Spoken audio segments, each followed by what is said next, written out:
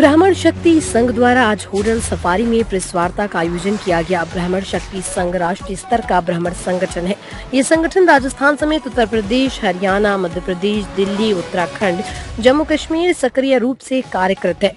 संगठन का उद्देश्य मूल मंत्र ब्राह्मण युवाओं को आत्मनिर्भर बनाना है। संगठन ब्राह्मण समाज की राजनीति में उचित प्रतिनिधित्व की मांग को लेकर भी सक्रिय है, क्योंकि सभी बड़े राजनीतिक दलों के द्वारा ब्राह्मण की उपेक्षा की जा रही है। चाहे वो टिकट वितरण हो, राजनीति की नियुक्तियां हो या फिर संगठन स्थान।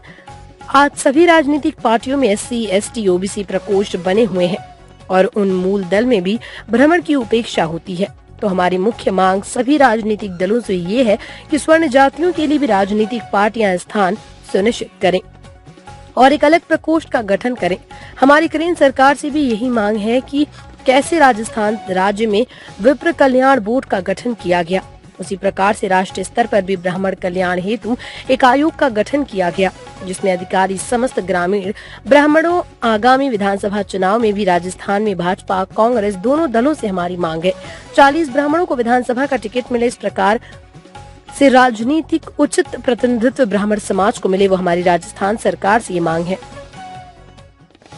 पूरे देश में ब्राह्मण समाज एक विशेष स्थान रखता है और राजस्थान में ब्राह्मण 85 लाख की आबादी ब्राह्मण समाज की है और चूंकि लोकतंत्र में अपने अधिकारों के लिए सिर गिनाने पड़ते हैं, तो उसी क्रम में अपनी सामाजिक, राजनीतिक और अपने आर्थिक प्रतिनिधित्व को लेकर ब्राह्मण 19 मार्च को विद्याधर स्टेडियम जयपुर में विशाल संख्या में एकत्रित हो रहा है, जहां से हम किसी दूसरे समाज के हक और अधिकार छीनने की बात नहीं करेंगे, हम सामाजिक समरसता की बात करेंगे।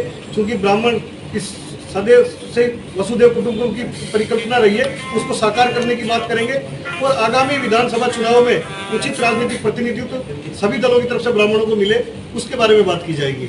और हमारा उद्देश्य सिर्फ समाज में एक समरसता पैदा करना और ब्राह्मणों की अखंडता और ताकत को दिखाना है।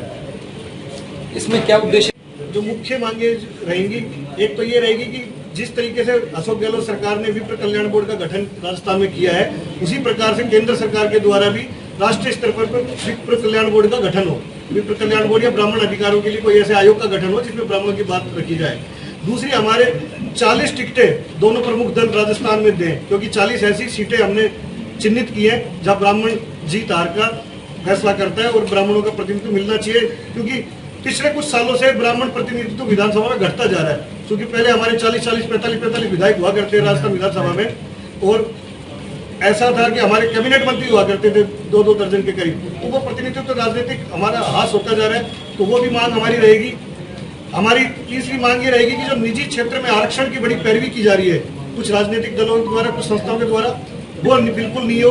क्योंकि निजी क्षेत्र में भी अगर आरक्षण हो गया तो फिर इस देश का जो प्रतिभावान छात्र युवा है वो कहीं का नहीं रहेगा। तो ये कुछ ऐसी मांगे जो आवाज वहां से उठाई जाएगी और उसमें जो हमारे राष्ट्रीय स्तर के बड़े नेता आएंगे, कुछ और बातें भी समाज को लेकर और नई दिशा और दशा तय करने के लिए कार्यक्रम किया जा रहा है। आपका नाम और परिचय? सुनील मुदगल, संयोजक ब्रह्म शक्ति संघ।